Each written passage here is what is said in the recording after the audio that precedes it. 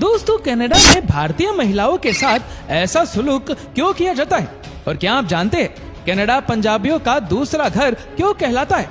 दोस्तों, कनाडा की गवर्नमेंट अपने देश की जनसंख्या 2030 तक 10 करोड़ करना क्यों चाहता है? तो दोस्तों, आज के इस वीडियो में हम बात करेंगे पंजाब के लोग आखिर कनाडा ही क्यों जाते हैं। तो चलिए शुरू करते हैं आज की हमारी वीडियो। और दोस्तों, आजकल हर भारतीय का सपना होता है कि वह विदेश में सेटल हो जाए, खासकर पंजाब में। ये बात बहुत ही सामान्य मानी जाती है। आजकल हर पंजाबी विदेश जाना चाहता है, खासकर कनाडा। कनाडा में पंजाबियों की संख्या बहुत ज्यादा है, इसलिए कनाडा को दूसरा पंजाब या मिनी पंजाबी कहते हैं। पंजाब के हर दूसरे तीसरे घर से कोई ना कोई बंदा कनाडा जा चुका है या जाने की तैयारी कर रहा है। दोस्तों, आखिर पंजाबियों में कनाडा को लेकर इतना क्रेज क्यों है? दोस्तों, कनाडा में भारतीय मूल के लोग बड़ी संख्या में हैं। यहाँ खासकर सिखों की आबादी काफी है। सिखों की अहमियत इस बात से भी लगा सकती है कि जस्टिन ट्रूडो की कैबिनेट में 4 सिख मंत्री हैं। सिखों के प्रति उदारता के कारण कनाडियाई पीएम को मजाक में जस्टिन सिंह ट्रूडो भी कहा जाता है। 2015 में जस्टिन ट्रूडो ने कहा था कि उन्होंने सिखों को अपने कैबिनेट में जगह दे रखी है, उतनी जगह भारत के कैबिनेट में भी नहीं है। कनाडा में भारत वंशियों के प्रभाव का अंदाजा आप इस बात से लगा सकते हैं कि वहां के हाउस ऑफ कॉमर्स के लिए भारतीय मूल के 19 लोगों को चुना गया है। इनमें से 17 ट्रूडो के लिबरल पार्टी से। आज की तारीख में कनाडा की आबादी धर्म और नस्ल के आधार पर काफी विभिन्न है। जनगणना के आंकड़ों के मुताबिक 2016 के कनाडा की कुल आबादी में अल्पसंख्या 22.3% हो गई थी और 1981 में अल्पसंख्या कनाडा की कुल आबादी में महज 4.7% है। इस रिपोर्ट के अनुसार 2036 तक कनाडा की कुल आबादी में अल्पसंख्या 33% हो जाएंगी। आज की तारीख में भारतीय कनाडियाई को हाथों में संघीय पार्टी एनडीपी की कमाल है। कनाडा में पंजाबी तीसरी सबसे लोकप्रिय भाषा है। कनाडा की कुल आबादी में 1.3% लोग पंजाबी समझते हैं और बोलते हैं। दोस्तों, हर इंसान अपने जीवन को एक सही राह देना चाहता है।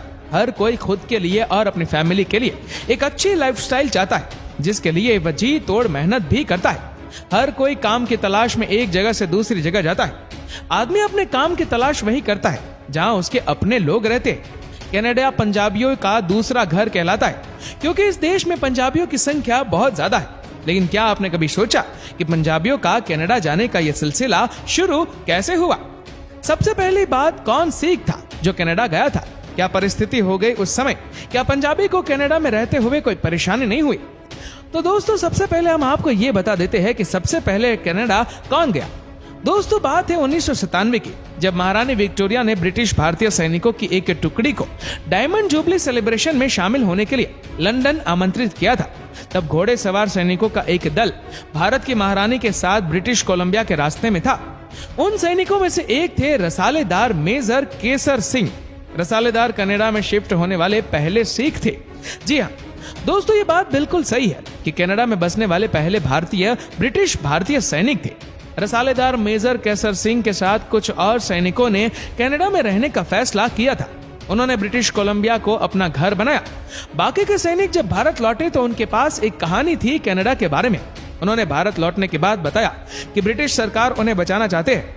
अब मामला पसंद का था, जिसको बसना था वह जा सकते थे और जोर जबरदस्ती कोई नहीं थी। भारत से सिखों से कनाडा जाने का सिलसिला यहीं से शुरू हुआ था।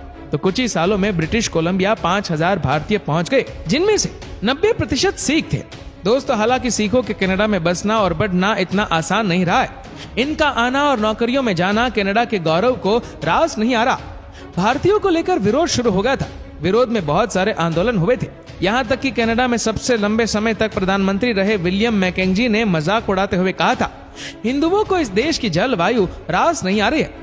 1960 तक आते आते भारतीयों के खिलाफ नस्ली हमले शुरू हो गए। इसके कुछ साल बाद ही भारत से प्रवासियों के आने पर प्रतिबंध लगाने के लिए कानून बनाया गया। पहला नियम यह बनाया गया कि कनाडा आते वक्त भारतीयों के पास $200 होने चाहिए।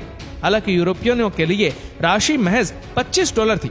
उस समय $200 बहुत बड़ी रकम हुआ करती थी। इतना पैसा बहुत सारे भारतीयों के पास नहीं हुआ करता था।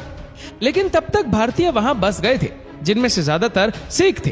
ये तमाम मुश्किलों के बावजूद अपने सपनों को छोड़ने के लिए तैयार नहीं थे, जिन्होंने अपनी मेहनत और लगान से कनाडा में खुद को साबित किया। इन्होंने मजबूत सामुदायिक संस्कृति को बनाया, कई गुरुद्वारे भी बनाए। दोस्तों, सिखों को कनाडा से जबरन भारत भी भेजा गया। शीखों, हिंदू और मुसलमानों से भरा एक पूट कोमागाटा मारू 1914 में कोलकाता के बज बज घाट पर पहुंचा था। इनमें से कम 19 लोगों की मौत हो गई थी। भारतीयों से भरे इस जहाज को कनाडा में नहीं घुसने दिया गया था। जहाज में सवार भारतीयों को लेकर 2 महीने तक गतिरोध बना रहा था। इसके लिए प्रधानमंत्री जस्टिन ट्रूडो ने 2016 में हाउस ऑफ कॉमर्स से माफी मांगी थी। 1960 के दशक में कनाडा में लिबरल पार्टी की सरकार बनी तो ये सिखों के लिए भी ऐतिहासिक साबित हुआ। कनाडा के संघीय सरकार ने प्रवासी नियमों में बदलाव किया और विविधता को स्वीकार करने के लिए दरवाजे खोल दिए।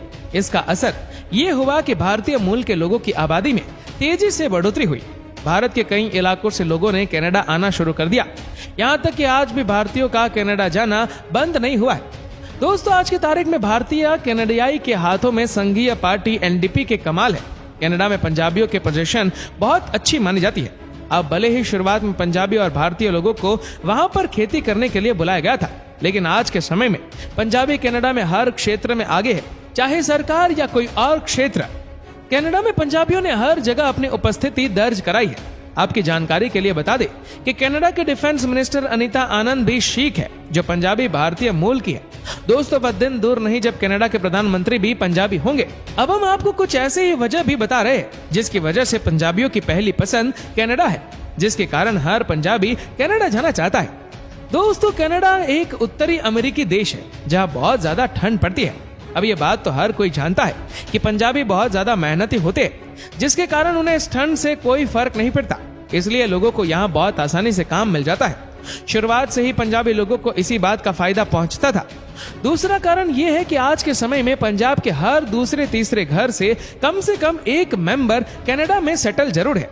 पंजाब में कई ऐसे गांव हैं जहां हर घर से कोई ना कोई बंदा कनाडा गया है। जो वह इंसान पंजाब आता है तो उसकी बोलचाल, इनकम, लाइफस्टाइल का एक अलग ही भौकाल होता है, जिससे पंजाबियों बहुत ज्यादा प्रभावित हो जाते हैं और वह भी कनाडा जाने के सपने देखने लगते हैं।